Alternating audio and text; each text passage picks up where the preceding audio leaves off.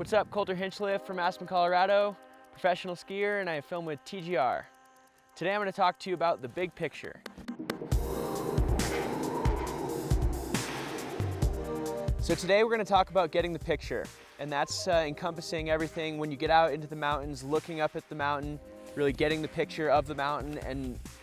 deciding where those risks are. Hopefully you have some information from going to the Avalanche websites, and you should recognize where the hazards are, recognize where there could be avalanches while you're on that mountain that day, whether it's a freshly formed wind slab, whether it's warming on an eastern face, anything like that. You need to be able to get the big picture, recognize where those avalanches could be, and make a plan to avoid those hazards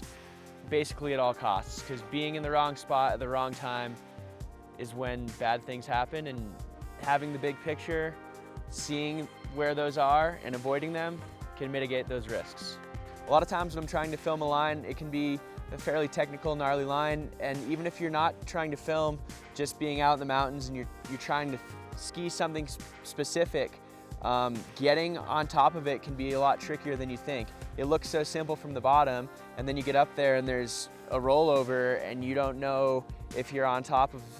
the nice spine that goes into the clean apron, or if you're over to the right on the gnarly spine with a huge cliff and a berg run underneath it. So having a picture of that really helps out, and you need to hopefully have a landmark that you can identify with, whether it's a big rock or a tree. Having shadows